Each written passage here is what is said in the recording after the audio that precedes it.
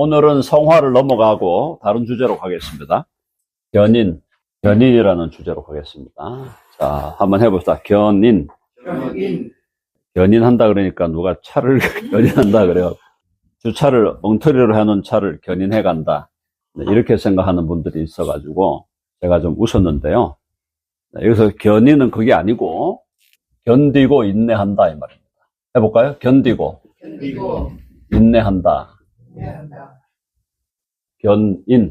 견디고 인내한다.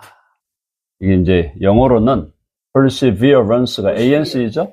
perseverance라는 단어를 쓰는데 견인한다, 견디고 인내한다 라는 뜻입니다.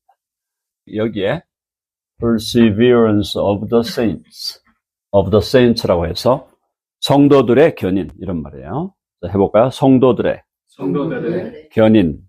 네, 그래서 성도들이 견인을 한다, 견디고 인내한다.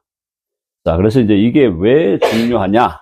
왜 이 주제가 중요하냐? 하면은 우리가 신앙생활 하다 보면 저 사람이 분명히 구원을 받은 사람이었는 것 같은데 구원을 받은 사람이었다고 생각을 했는데 이 사람이 교회도 안 다니고 마지막에 불신자처럼 인생을 마무리하는 걸 본 거예요. 그죠? 예를 들어 어떤 목사님이 있었는데 목사님이 교회도 개척하시고 막 신앙생활을 잘 하셨는데 이분이 갑자기 나중에는 교회도 그만두고 그냥 일반적인 직업을 갖고 있다가 삶이 타락한 인생으로 인생을 마무리했다 이 말이에요. 그런 사람이 실제로 있거든요. 그러니까 무슨 뜻인가 하면은 퀘스천이 뭐냐면 중간에 구원에서 탈락할 수 있는가?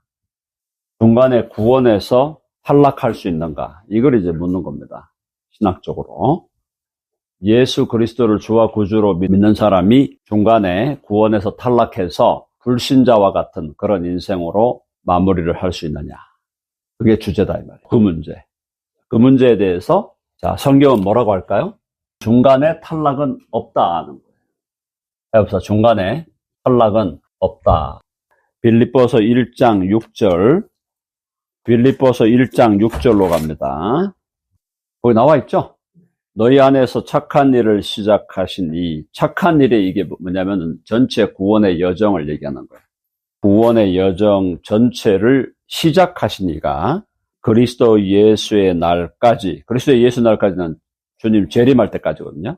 주님 재림하시고 우리가 부활할 때까지죠. 우리가 부활할 때까지 이루실 줄을 우리는 확신하노라. 시작하시고 이루신다. 맞죠?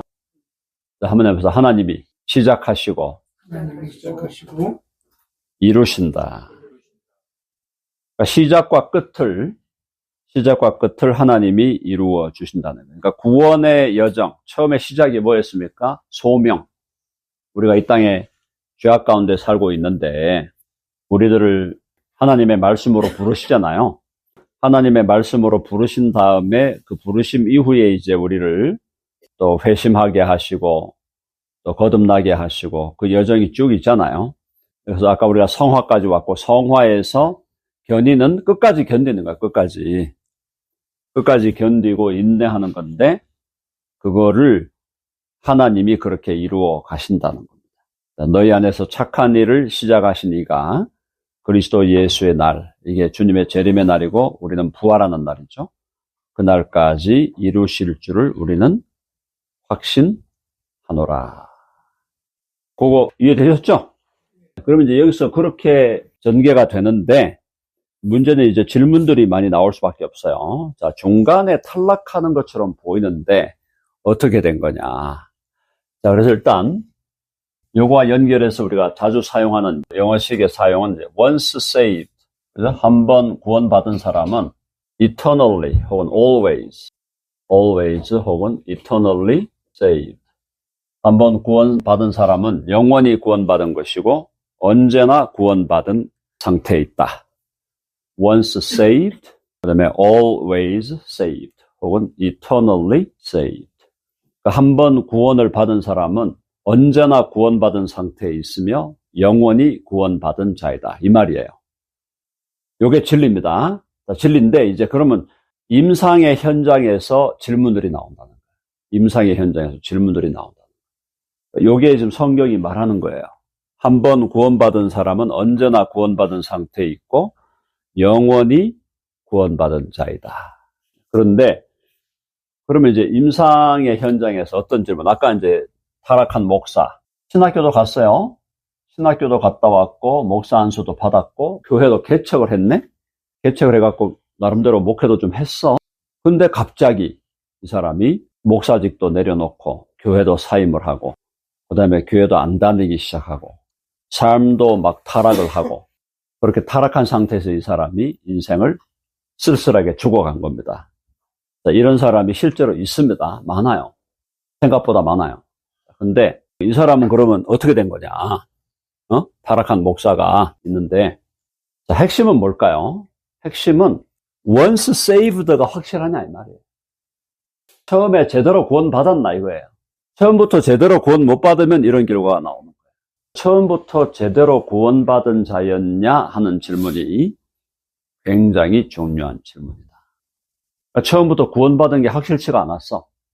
그냥 뭐 대충 얼버무려서 구원받은 거예요. 대충 얼버무려서 구원받은 것처럼 자기도 느꼈고 다른 사람들도 그렇게 그냥 인정을 했고 그러다가 막 옆에서 인커리지 하니까 그냥 엉겁결에 뭐 신학교도 가고 또 누가 장학금 대주니까 공부도 마무리했네.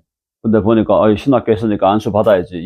안수 받아갖고 목사하고 교회 개척해가지고 또 목회를 하는데 또 수완이 좋아. 그래서 목회가 또 됐네. 우리가 교회를 또 어느 정도 꾸려갔어. 근데 갑자기 딱 생각해보니까 내가 예수 믿는 사람 아닌 것 같은데? 예수 믿는 거하고 나하고 아마 상관없는 것 같은데? 그러면서 이제 내려놓는 거예요. 그러면서 본색을 드러내는 거예요. 본색을 드러내면서 타락을 해가지고 나중에는 그렇게 타락한 인간으로 죽어갔다면 이 사람의 once saved라는 한 번 구원받은 게 맞나? 한 번 구원은 이라고 할 때 이 구원이 이게 진정한 구원이냐라는 거예요. 진정한 이 한 번 구원을 받았다고 하는 것이 진정한 구원을 받은 것이냐. 맞죠? 이걸 물어봐야 된다, 이걸. 한 번 구원이 진정한 구원이냐. 그러면 이제 이런 목회자가 있었다면은 이거는 처음에 구원받았던 것이 아니었다는 결론을 내릴 가능성이 높아지는 거죠. 그렇죠? 그런 결론을 내려야 할 가능성이 상당히 지금 뭐 한 8, 90%에서 90에서 거의 95% 되어 가는 그런 상황이다. 진정한 믿음으로 구원을 받았나? 진정한 믿음으로 구원을 받았느냐 할 때 이제 여기서 안타깝게도 이제 헷갈리제이션이 벌어지기 때문에 여러 가지 어려움들이 생기게 되는 것입니다. 자, 근데 이분만이 아니고 우리 모든 사람이 다 이 질문에 직면을 해야 돼요. 직면을. 이 질문에 직면을 해야 돼요. 정말 나는 진정한 믿음으로 구원을 받았나? 진정한 믿음으로 구원을 받았나? 여기 우리가 직면해야 돼요. 맞죠? 자, 그래서 오늘의 주제를 여기서 더 들어가야 돼요. 견인은 이해가 되시죠? 자, 진정한 믿음으로 구원을 받은 사람의 삶에 어려움이 있겠습니까? 없겠습니까? 어려움 많죠? 네, 어려움 많죠? 어려움이 많은데도 불구하고 하나님은 끝까지 그 사람이 견디고 인내하도록 하나님이 이끌어 가신다. 그렇죠? 네, 하나님이 이끌어 가신다. 그러니까 그 부분에 대해서는 하나님의 약속이 분명히 있는 거예요. 지금 빌립보서 1장 6절이 하나님의 약속이에요. 하나님은 분명히 약속했어. 진정한 믿음으로 구원받은 사람은 그 사람은 once saved면 always saved고 eternally saved예요. 그건 하나님의 약속이야. 그건 하나님의 말씀이에요. 그렇다면 진정한 믿음으로 구원을 받았느냐라는 이 문제를 우리는 직면해야 된다. 직면. 다시 들어가서 그러면 내가 진정한 믿음으로 구원을 받았느냐라고 할 때, 진정한 믿음으로 구원을 받았느냐고 할 때 그 진정한 믿음은 뭐냐 이거야. 그죠? True faith가 뭐냐 이거야. True faith가 뭐냐. 이게 이제 핵심이거든요. 진정한 믿음으로 구원받았느냐라고 질문할 때 이 진정한 믿음이 뭐냐를 우리가 정말 제대로 알아야 돼. 첫째, 진정한 믿음의 첫 번째 요소. 진정한 믿음의 첫 번째 요소는 일단 알아야 돼요. 복음을 알아야 돼.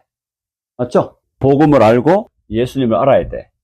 자, 해봅시다. 복음을 알고 예수님을 알아야 된다. 복음과 예수님을 알아야 돼. 이게 지식이죠? 지식이 믿음의 시작이에요. 알아야 돼. 그렇죠? 모르면 믿음이 안 생겨. 모르면 믿음이 생길 수가 없어요. 해봅시다. 모르면 믿음이 생길 수가 없다. 자, 그래서 교회는 항상 복음에 대해서 또 예수님에 대해서 계속 가르쳐야 돼요. 그래서 우리 한국말로 교회가 뭐였죠? 가르칠 교야. 가르칠 교. 학교 할 때 교자라고. 그렇죠? 가르치는 모임이에요. 모일회. 여러분 아멘하십니까? 해봅시다. 교회는 가르치는 모임이다. 네, 가르치고 배우는 모임이야. 우리는 가르치고 배우는 거를 쉬지 않고 해야 돼요. 자, 그래서 우리가 첫째 배우고, 둘째 알아야 돼. 근데 아는 것만으로 알면은 어떻게 되겠습니까? 깨달아 가겠죠?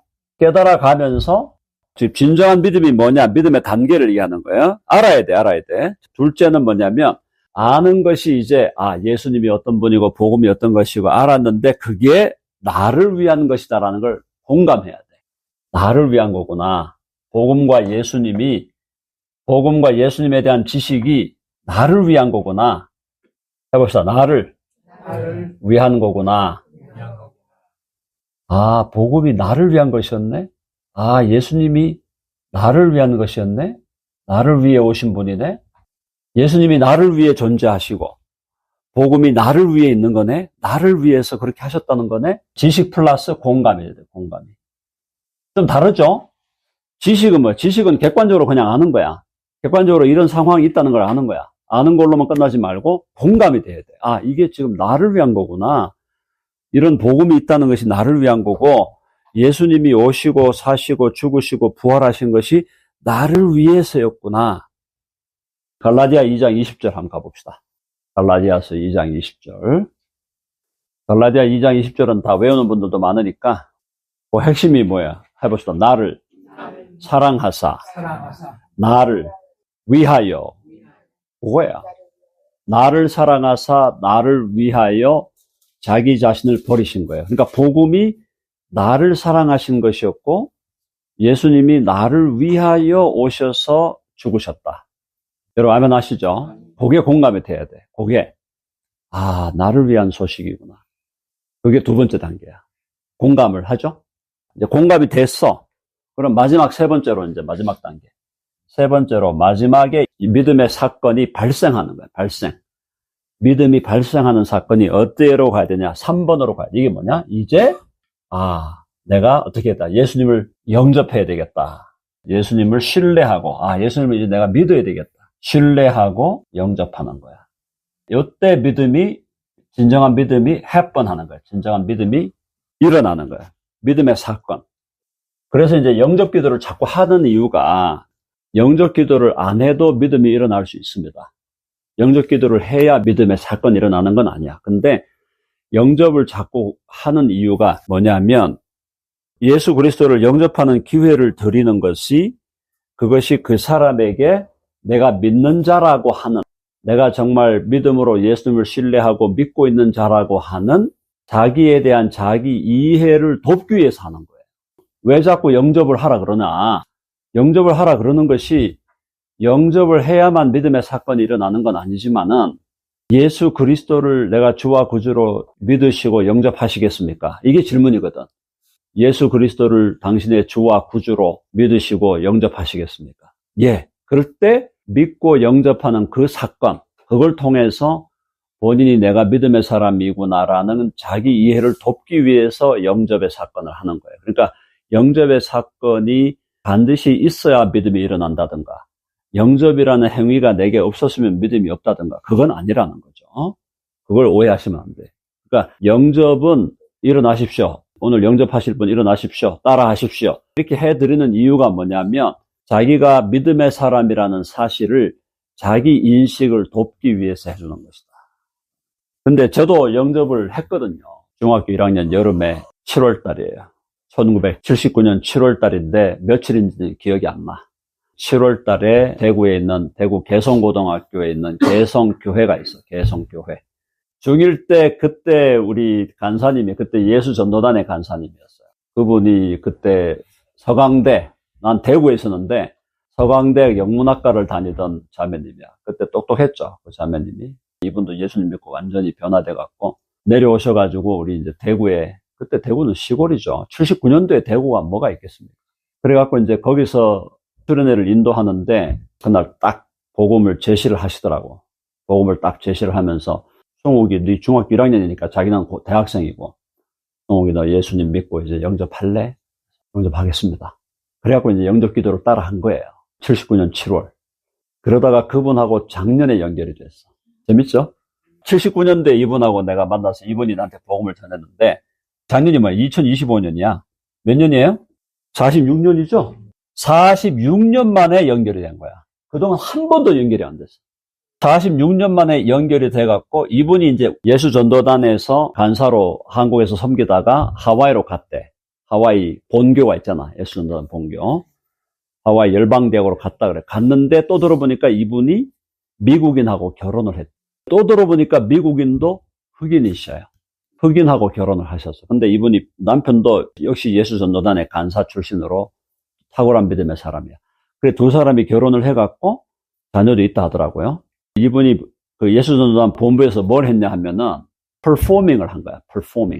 performing art. 춤추는 거, 댄스하는 거. 그 다음에 선극하는 거. 이거에 디렉터로 이분이 연극도 만들고 춤도 막 추게 하고 그걸로 전도하려고 하는 거예요. 뭐 즐기려고 하는 게 아니고. 그래서 물어서 연락을 했는데 2025년도 작년 여름에 연락이 됐는데 1년 전인가 한국으로 완전히 돌아왔다는 거야. 돌아와서 이제 한국에서 지금 아이들 연극과 음악을 위한 학교를 하고 있다. 선교를 위해서. 그래서 제가 만나보지도 못하고 그냥 전화통화만 했어요. 통화하면서 그때 너무너무 감사했다. 그리고 하여튼 저는 그때가 저의 복음의 예수님의 영접의 원년이라고 생각을 합니다. 근데 이때 복음을 79년도에 영접을 했는데 개인적으로는 rededication이라는 게 있어요. rededication 들어보셨죠? 재헌신이라는 게 있어요. 재헌신. 이게 처음에 헌신이에요. 79년도에. 근데 재헌신이 rededication이라는 게 있어요. 이게 이제 개인적으로 주님을 다시 내가 영접하는 거예요. 이미 영접해 있지만, 이미 영접해서 예수님은 내 안에 계시지만 내가 실존적으로 한 번 더 주님을 영접하는, 주님이 내 주인이십니다. 나의 주님이신 걸 다시 한번 내가 주님 앞에 고백합니다. 이런 경우들이 개인적으로 몇 번씩 있는 경우가 있습니다. 저는 그걸 한 서너 번 했는데 그런 경우가 이제 중1 때 제가 예수님을 영접했고 그 다음에 제대로 한 번 더 한 게 언제냐면은 목사 안수 받고 박사학위 받고 돌아와가지고 테네시로 돌아왔을 때 그때가 2001년이야. 2001년 테네시에서 이때 제가 목회를 했거든요. 이때도 제가 풀타임으로 교수를 하고 또 우리처럼 이렇게 교회를 했다고 테네시에서도 한 5년을 했어요. 그때 우리 자매님들이 다 남편들이 미국 사람들이야. 미국 군인들. 그런 분들하고 이제 5년을 목회를 했는데 이때 목회를 시작하면서 제가 다시 제대로 해야 되겠다 싶더라고요. 그래서 주님 다시 한번 합니다. 그렇게 하면서 이때 다시 리데디케이션을 재헌신을 하면서 주님을 다시 내 주님으로 다시 모시는 79년도에도 했지만 그때 다시 모시는 이런 또 개인적인 의식을 제가 가졌어요. 처음 79년도하고 2001년도에 테네시 지역에 목회를 하면서 그때 새로 했던 그 2번 정도가 기억이 나는데 예수님을 신뢰하고 예수님을 영접하는 이 믿음의 사건이 누군가 내게 복음을 제시해서 내가 그 복음을 받아들이는 그 사건도 저는 79년도에 있었지만은 그 다음에 할 때는 내가 개인적으로 한 거예요. 누가 나한테 제시한 게 아니라 내가 개인적으로 주님, 다시 한번 주님을 나의 주님으로 고백하고 모셔드립니다. 뭐 이런 거를 너무 자주 할 필요는 없지만은 우리 개인적으로도 그렇게 한번 할 필요가 있다는 거예요. 이해되시죠? 개인적으로 정말 주님 앞에 실존적으로 그렇게 할 때 내 안에서 견고한 이 믿음의 성이 자꾸 쌓여가는 거예요. 그게 이제 개인적으로 다 달라요. 어떤 분은 세례 받을 때 세례 주시는 분이 당신 예수 그리스도를 주와 구주로 믿습니까? 물어보잖아요. 그러면 제가 믿습니다. 그 믿음으로 세례를 드립니다. 그때 또 이제 영접한 그런 경우가 있을 수 있고 어떤 상황이든. 근데 누가 다른 사람이 타인이 나에게 복음을 제시해서 내가 그분을 받아들이는 것도 너무 의미 있지만은 주님과 나 사이에 1대1로 그걸 하는 게 너무너무 중요하다. 그렇게 각자의 믿음을 견고하게 세워가야 된다. 그래서 true faith는 뭐냐? 복음과 예수님에 대해서 알아야 돼요. 모르면은 믿음이 시작을 안 해요. 알아야 돼요. 근데 그것이 나를 위한 것이었구나라는 게 공감이 돼요. 그러니 예수님을 신뢰하고 주님을 이제 영접하겠습니다. 이때 믿음이 happen 하는 거예요. happen. 믿음이, 그죠? 아기가 태어나듯이 믿음이 happen 하는 거예요. 믿음이 발생하는 거예요. 발생. 그래서 요게 있으면 이제 이 true faith가 이제 이것이 이루어지면 이 한 번 믿음으로, 이 믿음으로 구원이 이루어진 사람은 끝까지 하나님이 데리고 가신다는 거예요. 끝까지. 그렇죠? 그러니까 중간에 탈락했다는 거는 탈락해서 진짜로 그냥 정말 믿음 없는 자로 이렇게 되는 경우, 타락한 목사로 그 비극적인 인생을 그렇게 마무리한 사람들은 처음에 이게 없었던 거예요. true faith가 아니야. true faith가 아니고 뭐야? 그냥 분위기로 믿은 거야. 분위기로 막 엉겁결에 믿고 막 그냥 개인적으로 자기 신앙 고백이 없는 거예요. 주관적이고 실존적인 신앙 고백이 없는 거야. 그게 없으면 분위기로 되는 게 아니에요. 분위기로 되는데 막 분위기로 신학교도 가고 목사 안수도 받고 교회도 개척해갖고 막 했는데 가만히 보니까 자기는 하나님하고 자기가 아무 상관이 없는 사람이에요. 결과적으로 그만두는 거예요. 그만두고 타락의 길로 가는 거예요. 그게 자기의 본색이니까. 그러나 끝까지 믿음의 길을 견고하게 흔들리면서 가지만은 ups and downs가 있으니까 흔들리면서 가지만 그러나 끝까지 믿음의 길을 완주하는 마라톤의 결승점까지 완주하는 그 완주의 성취는 진정한 믿음이 처음부터 시작이 되었었냐라는 것이다. 그렇죠? 진정한 믿음이 시작되었다면 그러면 주님께서는 우리가 견디고 인내하도록 주님이 인도하시고 동시에 우리도 실존적으로 견디고 인내하는 자가 되는 겁니다. 아멘 하시죠? 주님이 우리를 그렇게 인도하시기도 하시고 나 또한 끝까지 견디고 인내하는 자로 우리가 마라톤을 완주하게 된다. 믿음의 마라톤을 완주하게 된다는 걸 기억하시고 그래도 이것도 좀 조심해야 되는 게요. 중간에 탈락하는 것 같은 사람은 처음 믿음이 없을 수 있어. 진정한 믿음이 없었다라고 보는 게 일단 1차적으로 맞고 진정한 믿음이 없었다. 아니면은 중간에 타락하는 사람 중에 믿음은 있었어. 진정한 믿음이 있었지만 어떻게 된 거야? 있었지만 믿음이 너무 약했기 때문에 약한 믿음이기 때문에 넘어지는 겁니다. 약한 믿음으로 넘어지는데 이게 참 델리케이트한 문제입니다. 자, 믿음이 진정으로 있었는데 그 사람이 약한 믿음에 강한 유혹이 오니까 넘어졌어. 그러면 넘어진 상태에서 이 사람이 죽을 수도 있어요. 죽을 수 있을까 없을까? 진정한 믿음은 있었어.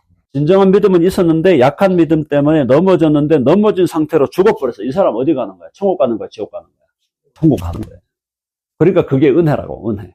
그러니까 구원이 은혜라는 게 만약에 공로로 되면은 구원이 공로라면 처음 믿음이 있었는데 이 사람이 약한 믿음으로 넘어져갖고 실족해가지고 그냥 죽어버렸어. 그러면 지옥 가야 될 것 같잖아. 근데 아니라는 거예요.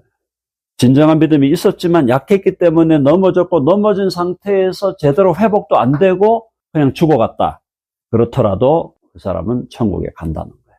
고린도 교회에 그런 사람이 있었잖아요. 아시죠? 고린도 교회에 그런 사람이 있어가지고 바울이 내쳐라. 교회 안에서 내쳐라 그랬어. 내쳐라. 그러나 그 사람이 내쳐가지고 그 사람이 하나님 앞에 징계를 받아서 육신은 혹시 멸해질지 모른다. 그 얘기는 뭐냐면 교회가 내쳤는데 그 사람이 죽을 수도 있다는 거야. 죽을 수도 있지만 그 영혼은 구원 얻게 하려 합니다. 본문을 봐야 돼. 고린도전서 6장. 고린도전서 그런 사람이 있었어요. 고린도전서 5장 1절로 5절까지 어떻게 된다고? 육신은 멸하고 영은 주 예수의 날에 구원을 받게 하려 함이라. 그러니까 엄청난 죄를 지은 거야. 믿음은 있는 사람이야. 믿음은 있는데 이 사람이 엄청난 죄를 지은 거예요. 그러니까 교회에서 바울이 쫓아내라 그러잖아. 쫓아내라. 근데 그래도 이 사람도 사탄에게 내줘갖고 육신은 멸해. 하나님이 징계하니까 멸하셔. 근데 영은 주의 예수의 날에 구원을 받게 된다. 이런 경우도 있다. 많지 않지만 이런 경우도 있다는 걸 우리가 이해해야 된다는 거죠. 그래서 이걸 너무 단층적으로 생각하면 안 돼요. 아, 저 사람이 교회 다니다가 갑자기 타락했네? 저놈은 지옥 가겠지.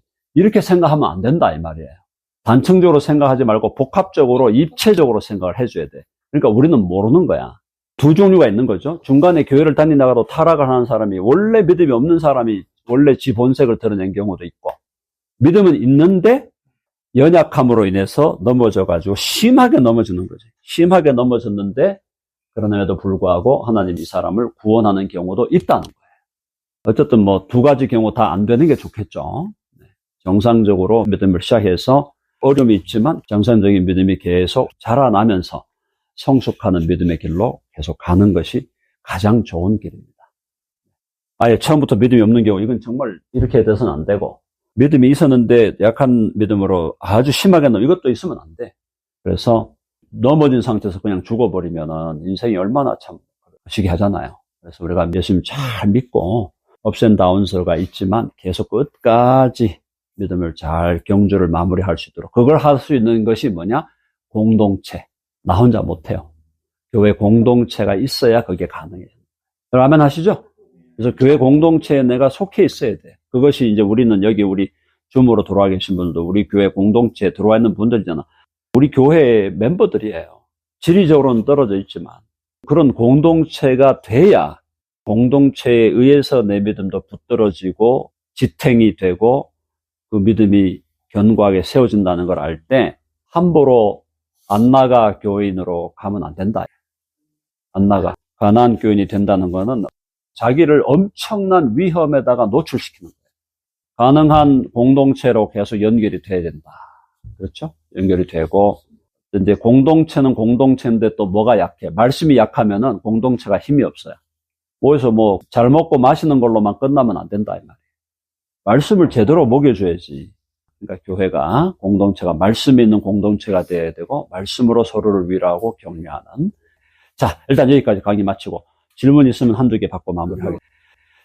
성령을 거스르는 죄를 어떻게 규정을 지을까요? 성령을 거스리고 모독하는 죄는, 이게 핵심이 뭐냐면 용서받지 못할 죄잖아요. 그렇죠? 이건 용서받지 못하는 죄예요. 어떠한 죄도 하나님은 다 용서하는데 용서가 안 되는 죄다, 이 말이야. 그죠? 그러면 성경적으로 용서가 안 되는 죄가 뭐가 있습니까? 그렇죠. 용서 안 되는 죄는 딱 한 개밖에 없어. 불신의 죄야. 주님을 믿지 않는 죄예요. 불신의 죄. 그러니까 예수님을 믿지 않는 죄인데 성령을 거스르고 성령을 모독하는 거는, 이거는 그때 바리새인들에게 한 얘기지만은 그게 뭐냐 하면, 바리새인들에게 예수님이 하신 말씀이 성령을 거스르고 성령을 모독하는 자들은 절대 용서가 안 된다 하신 말씀, 그거예요. 그러니까 바리새인들이 불신의 죄를 범하고 있었는데 이 불신의 죄에 대해서도 여기다가 그 예수님이 하신 말씀이, 예수님 보고 성령으로 귀신 쫓아내는 게 아니고 마귀가 들어갔고 귀신 쫓아냈다, 이렇게 얘기했단 말이죠. 그게 성령의 역사를 완전히 모독하고 짓밟는 거잖아요. 그렇죠? 예수님 안 믿는데 그냥 예를 들어서 어떤 사람이 예를 들어서 그냥 저는 예수님 못 믿겠습니다, 안 믿겠습니다 하는 것으로도 미안하지만 구원을 못 받잖아요. 근데 이 바리새인들은 나 예수님 안 믿을래요, 예수님 못 믿겠어요 하는 정도가 아니고 불신의 상태에 있으면서 어떻게 했어요? 완전히 성령을 짓밟아버리는 그런 죄를 범했기 때문에 그거는 더 이상의 희망이 없다, 그 얘기를 하신 거예요.